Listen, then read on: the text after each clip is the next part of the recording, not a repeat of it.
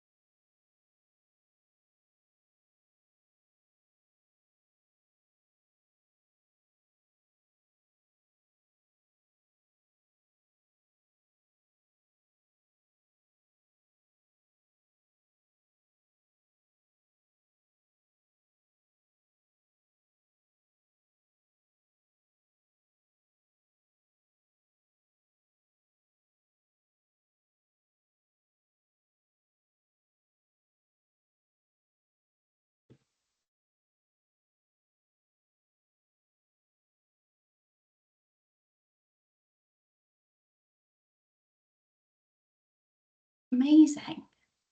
So now we're going to just pass over to Mark for a quick introduction. So Mark attended Durham Sixth Form Centre, studying computer science, psychology, and English before joining the RAF in August 2005 as an ICT technician, and he is a flying officer at the RAF. He's going to go over kind of his experience as well as kind of the training programs as well. So I will now pass over to Mark. Thanks, Fern. Hi, everybody. Thanks for taking the time today. So I'm Mark. I've done nearly 18 years in the Air Force and have effectively kind of started at the main entry point as an enlisted aviator as an ICT technician. I joined in 2005, completed phase 2 training, which at the time was about a year, and then got posted to RAF Marham, which a bit of crossover between cyberspace and engineering. I tended to work on the Tornado GR4 platform squadrons and help them to deploy with their mission support systems. I was very fortunate that I had an opportunity afterwards to go and have 3 years in Cyprus. An absolutely amazing experience. Got to effectively find out a different way of life while still having an operational consideration in the military. So it was for me very much best of both worlds. During that time, I took my first deployment to the Falkland Islands.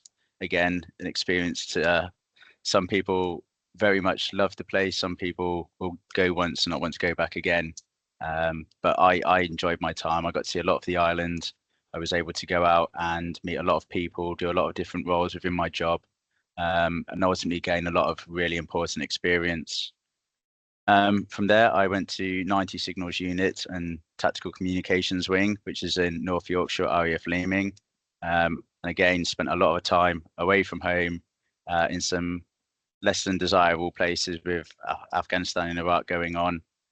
But every minute of that tour I loved. Was working on different equipment, became a specialist in several fields, deployed to different areas all over the world again. For me, especially pre-family life, was able to very much enjoy that aspect of the Air Force. I completed 12 years, and after which I felt I needed a different challenge, so I actually left the Air Force. This was very much geared towards having family life and a bit more time at home. But it didn't take me long to realize actually I'm missing a really vital part of my life. So I rejoined, quickly promoted to corporal, and took the decision at that point that I was going to apply for commission. Before that, again, I still spent some more time overseas supporting operations, but for me, it's very much part of the job that we signed the dotted line to do. Commission process it's very difficult, and it needs to be that way for a reason. We need to look for the very best people within their areas and specialisms. It actually took me 2 attempts to get through. So it just goes to show that they are really scrutinizing you to make sure you're the right caliber of person. Second time round there, I was successful, and I went on to complete what is known as a basic entry scheme, which is a course for personnel who are already serving, who don't have the academic qualifications to commission. As it says in my bio, I went to sixth form. I didn't go to university, so I've actually completed a phase 2, foundation level degree through the RAF in the RAF's time, fully paid for, while still being paid a wage. There's not many employers out there that will provide that level of support to their people. So it just goes to show that the Air Force really does look after its people, give them the best opportunities possible. If we can just click over to the next slide, please, Fern. Thank you very much. So OASC, Officer and Aircrew Selection, very much just focuses on leadership and planning, to summarize it. Part of my preparation being already in the Air Force gave me potentially an additional opportunity to explore. But that doesn't mean that personnel who aren't serving can't explore similar sorts of opportunities, try and engage with service personnel, get opportunities to go to visit stations, understand what the Air Force life is like, because it's very much not just knowing the academic side of things, but understanding what being part of the military means. You're constantly being assessed on our core ethos and principles, which is RISE, respect, integrity, service, and excellence. And that makes sure that you are trying your best, you're looking after your team, that you're honest, you're willing to make mistakes and own up to them. Very, very important, because especially engineering, we want people to push the boundaries of innovation. In between officer aircrew selection and as I mentioned, I completed the foundation degree scheme, which was 14 months long, and at the same unit that we do our phase 2 training, which I'll come on to shortly. Phase 1 training, the initial officer training, known as MIOTS now, because I'm serving person, I missed the first module, which is a lot of the military skills and acclimatization from a civilian becoming a military person. I won't lie, I was quite grateful because that means a lot of time getting muddy, getting cold and wet and late nights, trying to remember how to reassemble a rifle. As long as you go to initial officer training with the right attitude, you're willing to learn, you're also willing to make mistakes as an individual and as a team, but develop from those, you show the right attitude and effort, then you've set yourself up to have every opportunity to succeed. It's not all about being the fastest person on a run or the smartest person in the classroom. It's very much about how you deal with adversity and how you want to develop and how you want to be the best possible version of yourself you can be. If we could move on again, please, Fern. Thank you. So on completion, I had a 3-day weekend before going from one phase of training to the next, and straight into EOFT. This was very challenging. Again, it was going from a very practical element of training into an academic one, which is for myself not my strong suit. So it meant a lot of applied understanding had to be done in my own time. But as with everything, you get out of it what you put in. So I had a lot of fortuitously had a lot of knowledge and insight to our profession of cyberspace because I'd worked in that field for nearly 14 years. So a lot of it was quite easy for me to pick up. However, writing assignments, delivering presentations, things that are out of the norm from my previous rank were, again, something that I had to work and develop on. But ultimately, we had a really good course. We had a lot of fun together, made loads of memories, and ultimately you'll end up making friends for life through the training system. So to where I am today, my current role is the cyberspace profession advisor team. Effectively, we are who other different areas come to speak to about their concerns within their workforce and how we deliver the right people, the right postings, make sure they've got enough understanding to be able to deliver operationally on the front line. It's a very, very challenging role, very much quite a high intensity role as well. There's constant emails day and night throughout the week. Sometimes I get in and just think, how am I going to get through these 80 emails and do my work? But we get there, have a really, really strong team. And you'll notice I keep reiterating the term team.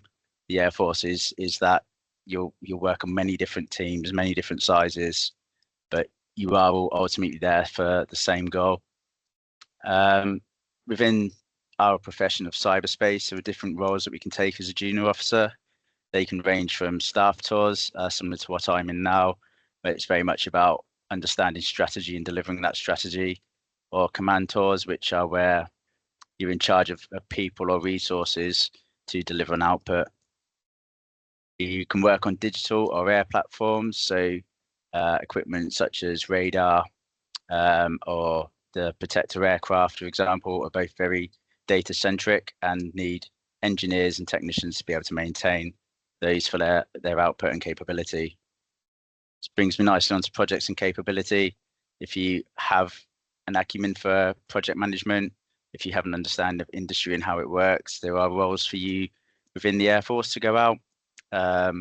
Be really, really exciting for things such as the 7th generation fighter coming in to replace the Typhoon, potentially a really, really high profile role, which we offer some great rewards. We also go to some more of the core fundamentals of networks and security, information management, and ultimately we're here to ensure we have the information advantage over adversaries. That's it for me. I'm quite happy to anyone to leave some questions in the Q&A section. I'll try and answer them through the other presentations. But thank you very much for listening. Amazing. Thank you so much, Mark. That was really insightful. So now we're going to hear from Rachel. She is the squadron leader and is here to talk about the application process for the Royal Air Force. Rachel joined the RAF in February 1995, and after a few misstarts in her career, she finally found her place as an airload master on helicopters. So, Rachel, if you are on, I would pass over to you. Thanks a lot, Fern. Hi, everybody. As Fern's already said, Rachel Collier, and apologies for being a bit late. I had problems connecting. So I'm here to answer any questions you might have, and I know that Mark's already gone through quite a few slides already with regards to the application process. Fern, did you get my presentation or my sharing? I'll share. If that's okay with everyone, bear with me.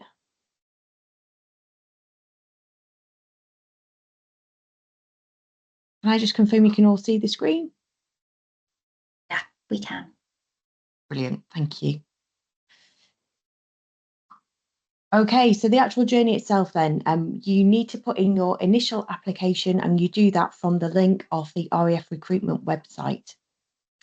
Please don't just leave it at that initial expression of interest. What we were finding is quite a few people think that they've put their application in and they haven't actually completed all of the information that is needed. So if you could please just ensure that you get through, and you should get the confirmation email to say that it has been received. You'll then have to go to a careers office, or we can bring the actual testing to yourself. And sometimes we do that through Department of Work and Pensions or other locations across the UK. So you'll sit that defence aptitude assessment before then being sent through a Shine interview. You have the option to do a presentation, or be given a presentation on exactly what the recruitment process is and what we are looking for. What I would suggest is that you actually grab that with both hands and pay lots of attention, because we give you lots of top tips on how you can get through the selection process. So with the Shine interview, it's pre-recorded, if you will. We ask you the questions, you have to record your answers, and then it gets sent back to the Officer and Aircrew Selection Centre, who will then mark your answers. So previously we covered all different aspects of both yourself and also your application to the Royal Air Force. We are now just concentrating on you as a person, and we will cover more of the RAF elements in the second interview that you have at Officer and Aircrew Selection Centre. So you'll then have your medical and your pre-joining fitness test. Then you'll attend Officer and Aircrew Selection Centre, where we'll put you through your paces. More about that shortly. Before then giving your offer and starting on the modular IOT, or MyOTC as we call it. So these are your fitness assessment criteria, and it all depends on your age as to the levels that you have to get.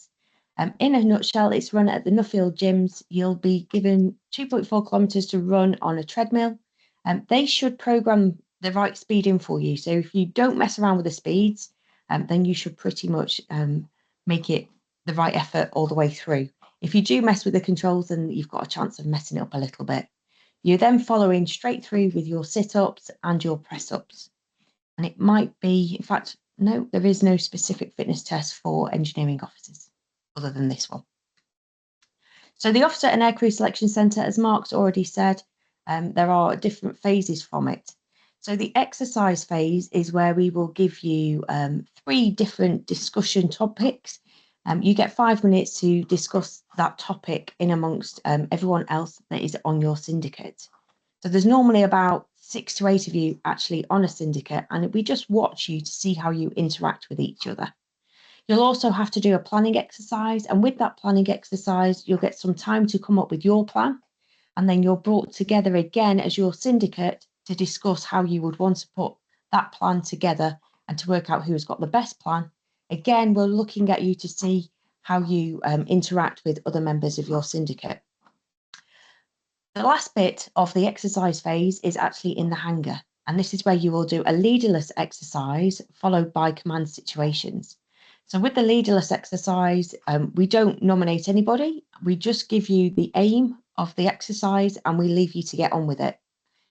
With the command situations, we are giving each member of the syndicate the opportunity to lead. However, we are also still watching you as a follower. So please Don't let your guard down. Continue to be the person that you want to be during that phase. Interview lasts about 25 minutes, and generally you'll be joined by 2 different people from the RAF. We're going to be looking at your motivation and awareness for life in general, but also your motivation for joining the RAF. We'll find out about your knowledge of the professions and the specialisations. We'll be asking you things about air power and the wider RAF, i.e. what aircraft we've got, where the stations are, etc., etc. But we will discuss that more on your presentation, should you wish it. Wow, it's frozen, bear with me. There we go. So the competencies that we assess is confidence and resilience. So this includes your self-assurance, composure, perseverance, and assertion. So don't worry if you're doing the hanger exercises and it's all going horribly wrong, because we'll be looking at the group, speak to other members of your syndicate, see if anyone else has got a brilliant idea, utilise their knowledge, if you will, in order to actually get through to the end. Don't be worried if you don't actually finish any of the exercises. They're quite tricky, some of them, and it's to see how you persevere whilst we are doing all these exercises. Other things we'll look at is oral communications. So how you deliver your communication, how effective it is, whether or not you can understand what other people are saying. We'll look at your listening skills as well. Influence, how you impact on others, how you direct them. Are you fairly persuasive with them? Are you willing to take on other people's ideas? Let's just see how you interact. Problem solving is comprehension, planning, solutions, and then reassessing it, because it might be that someone else has got a better idea than you. Teamwork, as Mark said, we are massively into teamwork in the military. We expect you to be able to work with others and treat others well. I always say treat people how you would expect to be treated. And TEAM stands for together, everyone achieves more. So I think that's a nice little acronym. So IoT itself then, as Mark's already said, it's split up into 4 different modules. So weeks 1 to 6 is the military induction module. This is where we teach you all your skills as being a military person. Week 7 to 12 is your development phase. So this is where the serving personnel who aren't commissioned come in at that point. But it all is relational, individual, and collaborative. Weeks 13 to 18 is where you explore leadership. You'll look at the welfare side of the house, line management, and airs, command and control. Weeks 19 to 24 is your consolidation module. It's a 4-week and it's a transition from being an officer cadet into a junior officer and your graduation. And I can tell you now, when you graduate from initial officer training, it is a real buzz. And I think that pretty much covers it for me, unless anyone else has any questions, or just put it in the chat box and I'll go from there. Amazing. Thank you so much, Rachel. I am now just going to pass over to Michael. Michael is the flight lieutenant, and he completed a BSc at Staffordshire University in 2007 before completing an MSc in 2010. So Michael, I'll pass over to you. Oh, thank you, Fran. Yeah, so Michael, not particularly long serving compared to Mark. He's done considerably more time than me and has a lot more to talk about. So I'll touch on what I've done since I've been serving. Started the application process in about 2019, beginning of 2020. So obviously, having gone through the kind of the Cranwell ringer for a few months, and then over to Cosford to do the trade profession training, should we call it? When was posted up to RAF Bulmer. So that was my kind of initial tour of kind of finding out about how things work in the Air Force and what it's really like. I started off in a kind of a headquarters role, almost like a staff role, but it was very much kind of like an intro to life. I then moved across down into the bunker to take on the CRC Eng flight. Really challenging role. It was a command tour, so there's a lot of people, a lot going on. We were in charge of essentially assuring UK air defence. So all of the radars, the radios, tactical data links, all sorts of systems that are down there to support UK air defence. We were the first point of call for a lot of that stuff. So really interesting. As you can imagine, 24/7. If the flag goes up and something needs to happen, it needs to happen no matter what's going on. So had a couple of interesting evenings and weekends with different things going on, but really rewarding. And it's one of the things that I wanted out of the Air Force when I joined. As you'll see, I did my degree in 2007, my master's in 2010. I worked in the IT industry for the best part of 10 years, and what I wanted out of the RAF was a bit more job satisfaction, a role with a bit of purpose, something that really felt like I was contributing to kind of a bigger effort, and that role was absolutely the kind of thing I wanted to do. Operational, busy, but really rewarding. Having finished there, I've now moved on to my next tour, and I'm out in Sicily, working at Naval Air Station Sigonella, which is a US base, but we have a kind of a relatively small NATO contingent. It's not that small; it's about 600 personnel, and we operate the MQ-4 Triton, which is a remotely piloted air system. I'm in a headquarters role, so more of the staff role that Mark talked about earlier, and I predominantly look after information and knowledge management. So there's a lot of policy, there's a lot of kind of system administration from the IT systems that we have here, and generally working with the business to make sure that we kind of can deliver on what we need to do, and do it all in the right way, so that we kind of retain our information, we retain our edge as a kind of an advanced IT enabled system. And that's pretty much me. Like I said, slightly shorter time than Mark, but hopefully I can answer some questions and give a bit of context to some of the stuff as we go through the presentation. Okay, Fern, back to you. Amazing. Thank you so much, Michael. And then next up, we have Chris, who is a squadron leader. He is a cyberspace engineer whose broad service has been in avionics, EW, cyber, and operational fields. Chris, I will pass over to you. Good afternoon. Good afternoon, everyone. Thanks for joining us. I've been in the Air Force 23 years, and I've had two careers, really. My first career was as an aircraft technician. So I started as enlisted, joined with GCSEs and A-levels, although really I just needed GCSEs for the role, and was posted to Kinloss in Scotland, which is now an army base. Worked on Nimrod maritime patrol aircraft, and then on the Tornado GR4 aircraft as an avionics technician. And during that time, I deployed to Iraq twice and Afghanistan, as well as anti-drug operations in the Caribbean. So not all bad, and then some other exercises in the Middle East. And then I realised upon promotion to corporal that I actually enjoyed the responsibility, and looked to broaden opportunities for me to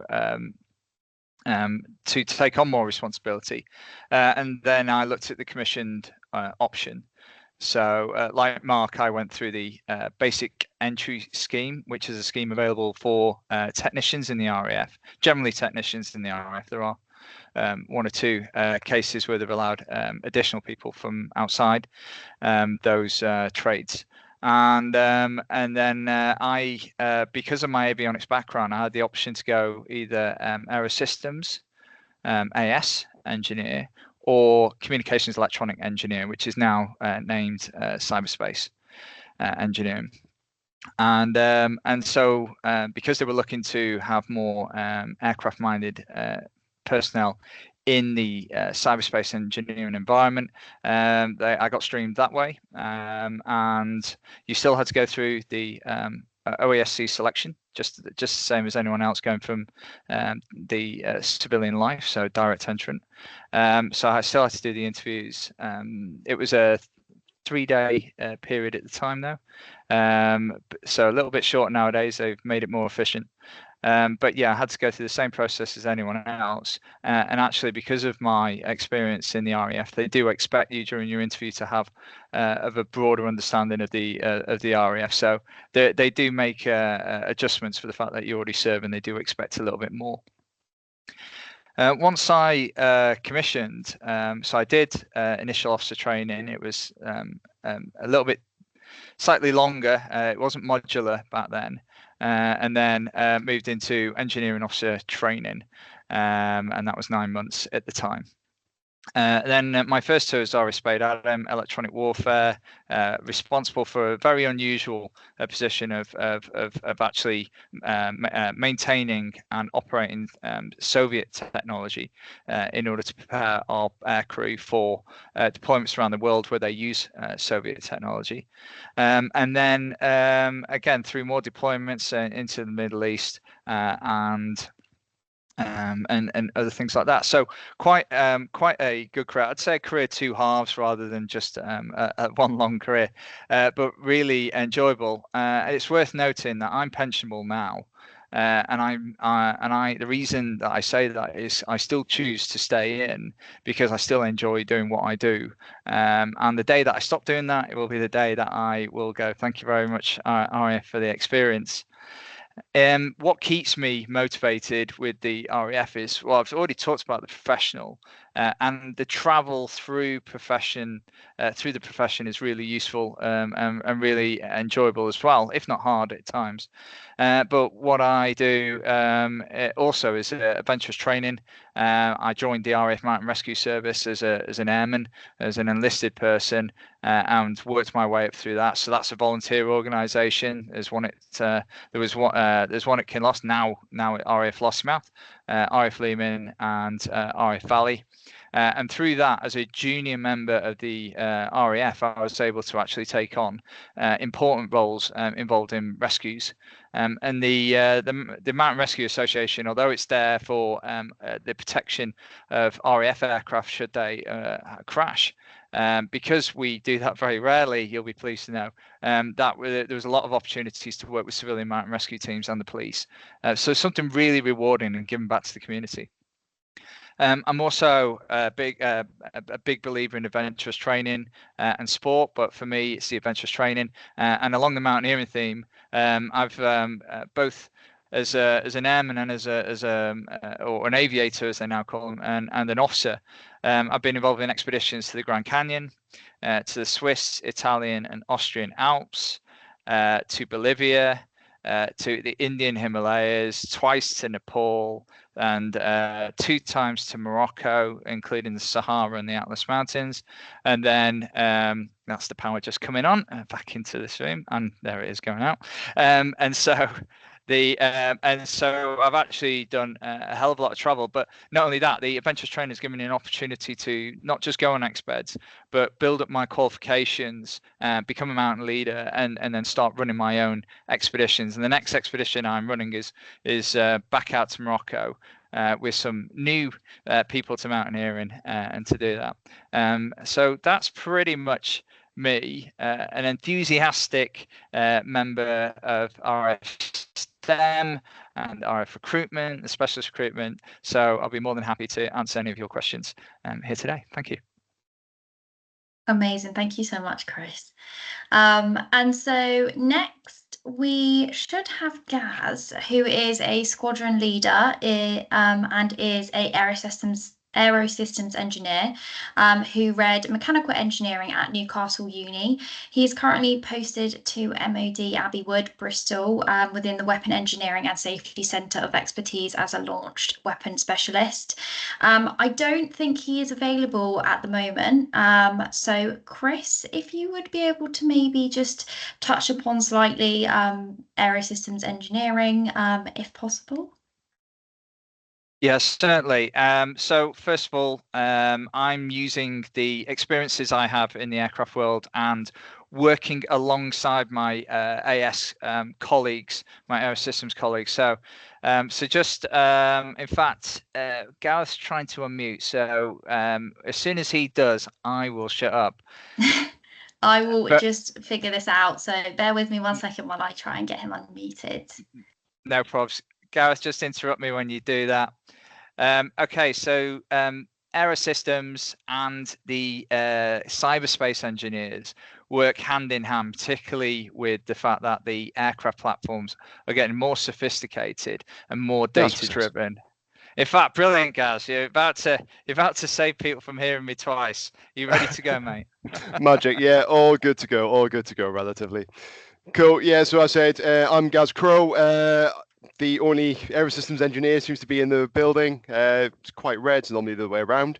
That's always a good sign. I've had a bit of a random, weird career. Sorry, I'll switch on the camera as well. I guess that's not on. I've had a bit of a random, weird career throughout my time. I've not kind of done the core elements for an engineer officer. So I said, originally when I first joined, went through phase 1, phase 2 training, went to 5131 Bomb Disposal Squadron for my first tour, which unfortunately no longer exists. This was my first command tour, in charge of 30 to 40 engineers, hugely experienced guys who were EOD operators for many, many more years than I was, tasking them with quite complex jobs to do with disposing of munitions. The prime role of that was in case all aircraft crashed, either in operations or in the UK, to make them safe, to be able to rescue pilots, deny the enemy access to weaponry. After that, went out to the Falklands, had 6 months down there as also armament and engineering flight. So again, in charge of all the storage of explosives and all weaponry, just to make sure it's safe, suitable, and that's through life is maintained. Luckily, got to work on aircraft. Went to be a junior engineer officer on a Chinook squadron, where we've got 60 engineers on my shift, where I'm in charge of their man management, their career management as well a little bit, and mostly the airworthiness of aircraft. So effectively, every time there was a repair or the aircraft had damage that was outside of what is permissible in the aircraft document set, the sort of instruction manual, which will dictate how much damage is reasonable. That's when it came to my engineering judgment to determine how I would get around that, whether that would be actually repair elements that we need to do and not meet the flying program, or whether there was areas of deviation we could do, i.e. not quite do the full repair, or whether we do a temporary repair and understand that. That is mostly because of just either a lack of spares availability, or when you're en route out in theatre, you just do not have that same level of support, and you've got to keep them flying for as long as you possibly can, and you just got to be able to make that engineering judgment. Then I went to be a bit more weird again, and I became a flight test engineer. So this is one of the quite a unique role within the Air Force. You do a years-long course at the Empire Test Pilot School down at Boscombe Down to learn with test pilots of how to test aircraft.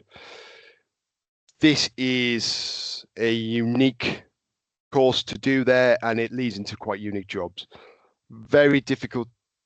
Yeah, there's very few people in the world who are test pilots and flight test engineers, just because generally you're looking at being in the United States, going in through Boeing or the US Air Force and Navy. And there's a school out over in France as well, over in Epner. This course sort of brings in your engineering judgment, your knowledge of the air environment, combines it and makes you be able to do it in the air as well. So you're there as a flight test engineer, directing test pilots how to conduct their job to be able to get you the data to do the assessment you want to do and make sure aircraft are fit and suitable for flight. Post that course, went to 206 Squadron, which is our heavy aircraft test and evaluation squadron, and anything else that isn't fast jet or helicopters, to do a range of flight testing there. So we were looking at mostly high alt parachuting, looking at software standards for stuff like IFF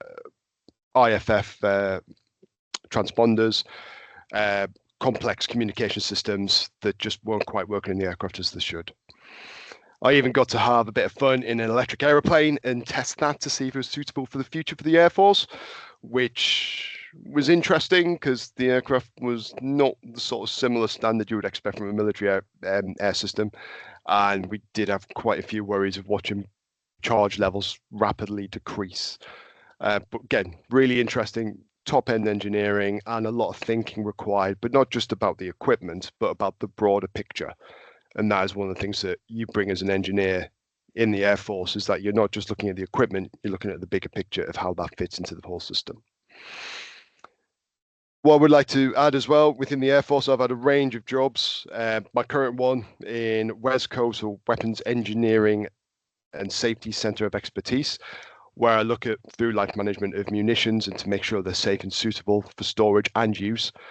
I had to do another degree to be able to do this job. So I did another master's for a year down at Shrivenham with Cranfield University, which was quite hard to do a master's in 1 year. It was a little bit of learning by a fire hose, of a week of being bombarded with a lot of very complex engineering, and then a week of consolidation where you're just preparing for your next exam. Thoroughly enjoyable, really hard work, really interesting studying, and it was a great opportunity to have to sort of increase my professional and engineering knowledge while still in service. As well as all the interesting work elements I've done, and plenty of deployments to the US, Oman, some time in Iraq, some time in Germany as well. I've done a lot of adventurous training, so it's been mentioned a few times here. I'm big into kayaking, love getting on the water, doing a lot of inland stuff. So I've been over in Scotland for probably about 4 weeks this year doing kayaking. I've had another 2 weeks out in Germany doing it, and it's just continuously being able to have that opportunity to do that and explore, and that's available to everybody, no matter what the rank, no matter what their experience, to just have that chance to expand their knowledge and experience and really have a good time. That's all from me. Amazing. Thank you so much, Gareth. Sorry about the technical issues as well. But yeah, that was really great. Thank you so much all for sharing your personal experiences. You're all so inspiring and very insightful as well. So thank you for that. So up next, I just want to speak a little bit about the additional benefits with the Royal Air Force. So you would receive 38 days holiday per year, subsidised accommodation and food. You would receive free healthcare, including dental and gym. As the others mentioned, worldwide travel is a additional benefit, as well as kind of opportunities for advanced project management courses, and to take on master's degrees while you remain a full salary as well. There are obviously a lot of other benefits there as well, so I will let you kind of have a look through quickly. But just to kind of move on next, we are going to be just looking and touching upon the Defence STEM undergraduate sponsorship scheme. Now, we do have a video as well, so I'm going to play that. But whilst I play this, you're more than welcome to have a look through the information that is on the side as well. There are a few links there for you to click on if you are interested in applying to start your sponsorship journey as well.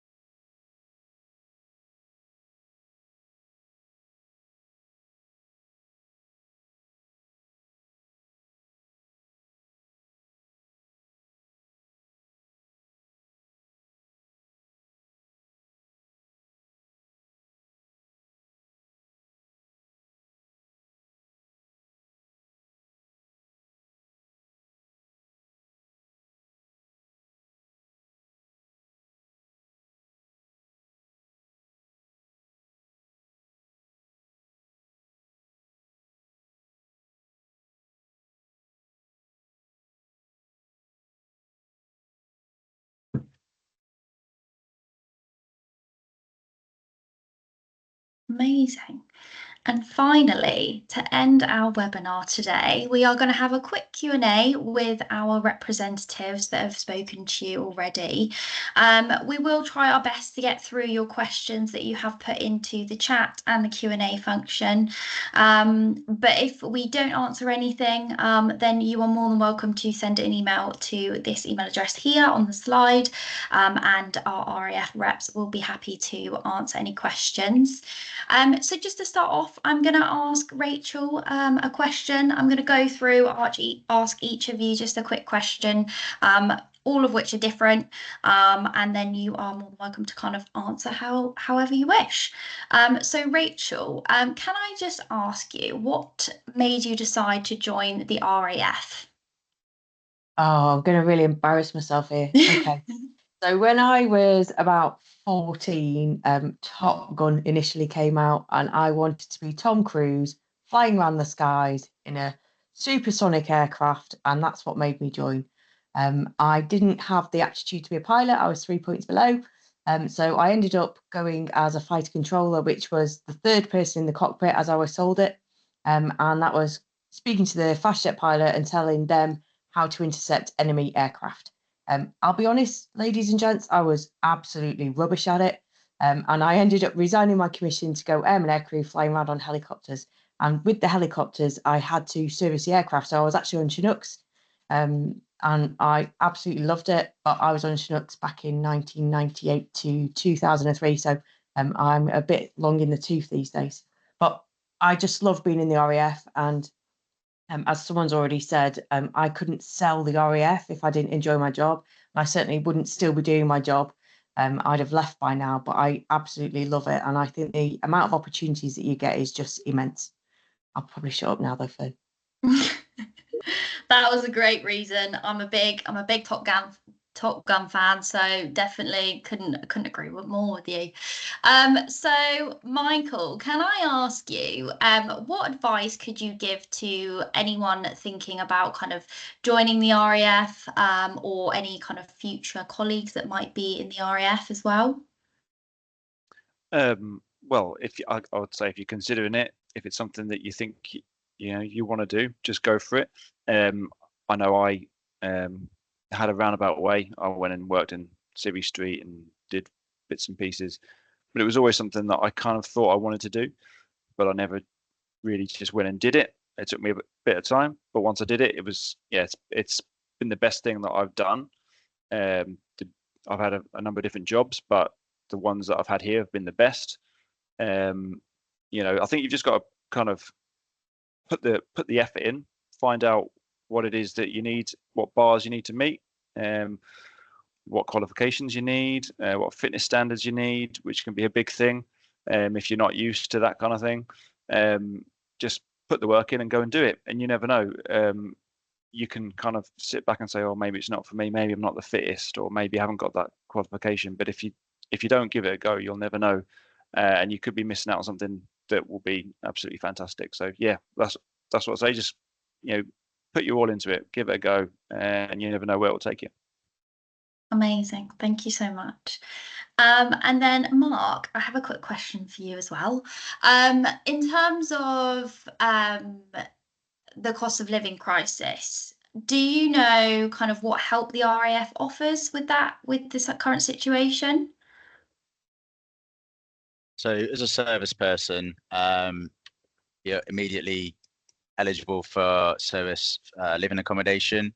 That isn't absolutely free, unfortunately, as much as we'd like it to be, but it is at a massively subsidized rate.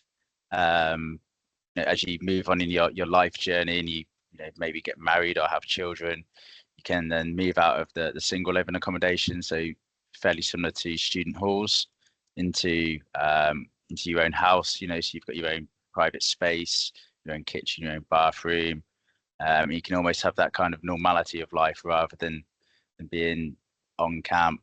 The amount of benefits that the RAF provides, my personal opinion is we get paid fairly well for the work that we do in comparison to our respective industries, but we also get a no contribution from our own wages into a pension, which when you look at that's also a fantastic opportunity. It's sometimes overlooked. So when people see this is my annual salary, well, actually, what am I getting on top of that? Subsidised accommodation costs, pension. I'm not paying for medical and dental, free gym. The ways in which the RAF offer us financial incentive to stay, as well as continued education. There's always opportunities to learn, to upskill, to develop yourself at reduced rate. It's not always free. There may often be, a personal contribution, but ultimately, if you want to learn something new to develop your career, and it's a 20% contribution out of maybe £5,000, it's a lot of money, but it's a lot cheaper. So it really depends. Sport, again, we've mentioned adventurous training, often very, very subsidized. Yeah, I could go on for ages. The benefits package is really healthy in the military. Amazing. Thank you so much. Rachel, do you want to jump in? Yeah, they reckon it's about 12 grand, the benefits package, when someone's totted it all up. So it really is a really great thing. Amazing. Thank you so much, guys. And then Chris, I just had a quick question for you. Would you be able to talk a little bit about what the RAF is doing for sustainability? Yeah, I can do. There's various initiatives across the Air Force, particularly as part of its contribution to the government's own targets.